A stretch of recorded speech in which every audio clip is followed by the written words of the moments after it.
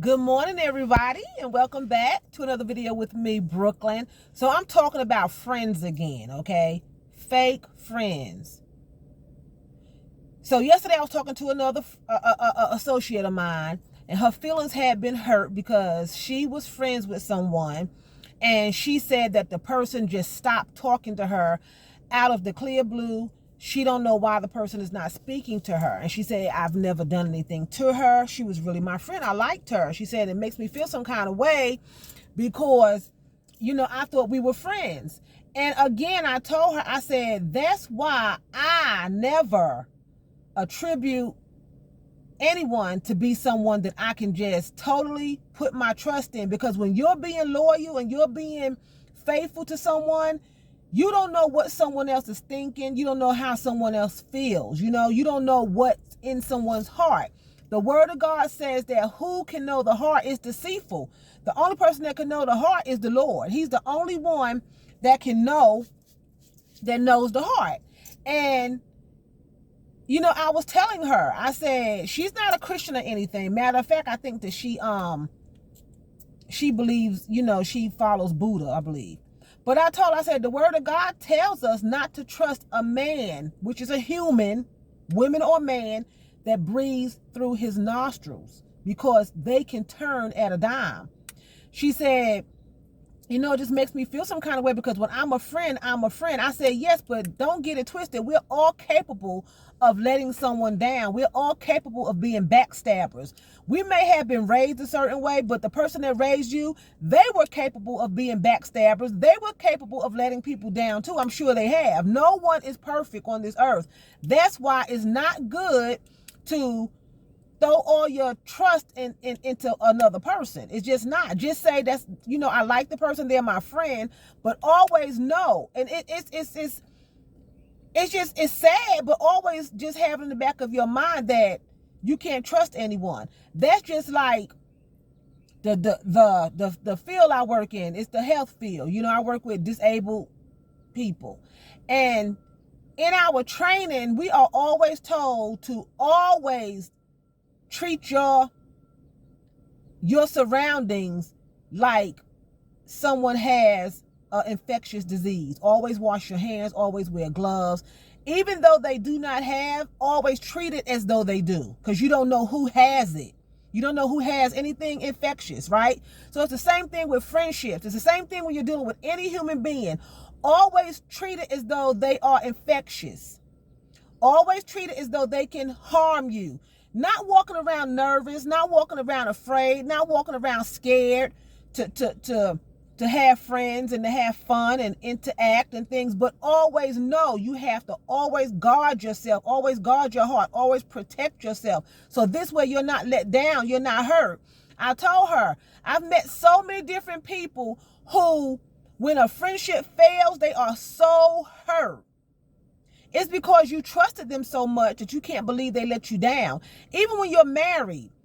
And I've been in this situation before in relationships where you're cheated on and it devastates you because you felt like they loved you so much. How could they do that? So I've learned now that even in a relationship, enjoy the person when you're with the person, love them, treat them right, prayerfully they're treating you right. But if it falls, it's going to sting, it's going to hurt. But don't wallow in it. Don't wallow in it so long, because you can't control another person's actions, no matter what you do, no matter how faithful you are, no matter how good your intentions are. Another person is going to behave that the way their character is, the way their personality is. They're not going to base their integrity and their character and personality on yours, And remember, like I said, you are capable of doing the same thing, because we're all human. When he's talking about, in the word of God, when he says, do not trust anyone who breathes out of their nostrils, he's talking about you too. He's talking to me about you, and he's talking to you about me. Do not trust Brooklyn. Don't put your trust in it. You could be friends with Brooklyn. You could be nice with Brooklyn. Brooklyn's a nice person. Brooklyn has no intentions of harming you, but she's capable because she's human. And the Lord said, don't do that, because he knows the heart. Everyone has something going on that you would be shocked that they done. You would be so shocked to know that, oh my God, I can't believe my daughter done that. I can't believe my son was out here doing that. I can't believe this. Because we are human beings, and we were born in iniquity. We were born in sin. So it's something that we cannot help. We can try to have some discipline and try to control it, but you're gonna sin every day. When you wake up in the morning, you probably have evil thoughts about your coworker, or just things, and we have to just know. And I was telling her yesterday, I said, you're gonna have to get over it, because that's how people do. That's people. You can't control someone else's actions. And I'm not saying the other person is a bad person, because they choose not to speak to this particular person. I'm not saying that, but I'm telling her, you cannot put your trust in someone and then get devastated when they choose to behave the way that's their character. That's their personality, especially when you have not done anything to the person to offend the person, especially when you've done the best you can. Being a wife, when I was married to my ex-husband, I wasn't the best, but he brought out the worst in me, and I'm just going to be honest. And I probably brought out the worst in him, because we shouldn't have been married. But I could sleep at night knowing that even though I don't believe that we should have been married, even though I don't believe that God had put us together and someone should have put us asunder, people tried, but we fought to stay together, which was a waste of time. I believe that I really did try my best. I tried, to do what was right. So I could sleep at night. I'm not guilty, and he would run into people that we knew after we separated and then finally got divorced, and he still had them thinking that we were together. I would see mutual friends, and they would be like, well, I saw your ex-husband, well, not your ex-husband, excuse me. I seen your husband so-and-so day. I told him to tell you to call me, and we weren't together anymore. So that let me know that he was still riddled with guilt. He was riddled with guilt and shame, because he was still deceiving people into thinking that we were still in a relationship. Because a friend of mine came to our home that we had purchased together. Me and my husband had purchased together. And we had moved. We had sold the house and we had moved, and she didn't know. So she goes by the house, she knocks on the door thinking I still live there, and nobody answered the door. The person that bought the house wasn't home because it was occupied. So she ran into me. She ran into him first, because the town that we were living in was a small town, so you're going to run into people all the time. So she ran into him first, and he told her that we had moved into another town and sold the house and everything. In reality, we were divorced, and I was living in one town and he was living somewhere else. So when I ran into her maybe a year later, she was like, oh my goodness, I told David to tell you to call me, but you never called me, and blah, blah, blah, blah, blah. I went by your house, and I was like, me and David was divorced like over a year ago. Excuse me, I didn't mean to say his name. Me and him were divorced over a year ago. So several people I was running into was still thinking that we were married. So that's when you did all you can do, because I wasn't pretending we were still married. I was letting people know from the jump that we was separated. But he was still leading that lie, and wanting to live that life of a married man. And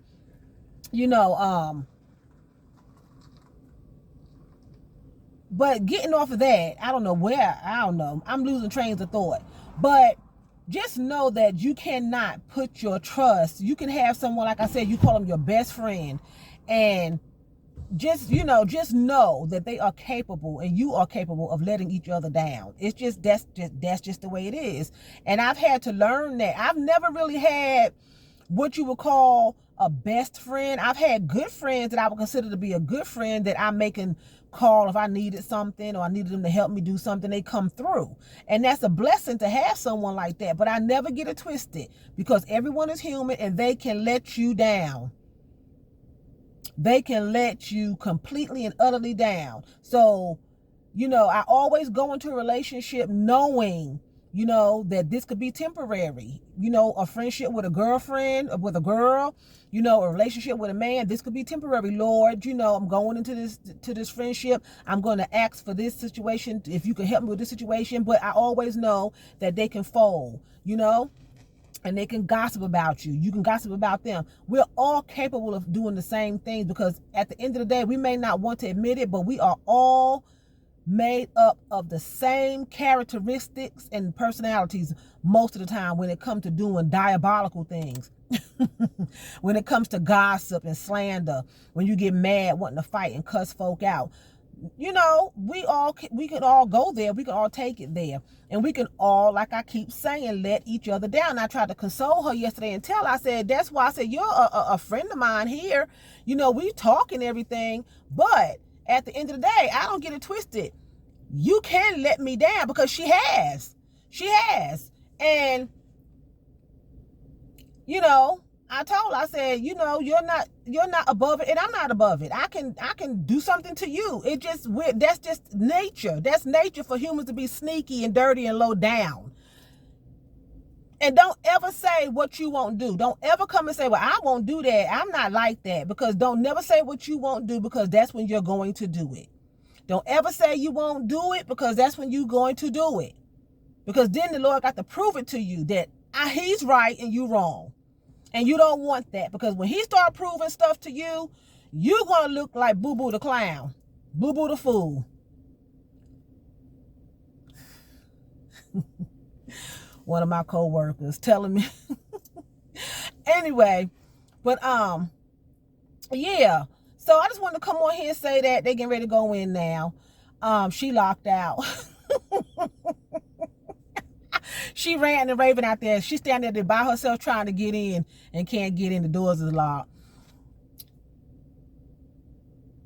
But anyway, so I'm going to end the video here. I'm going to get out and stand out there looking stupid too, I guess. But anyway, she is mad, frustrated.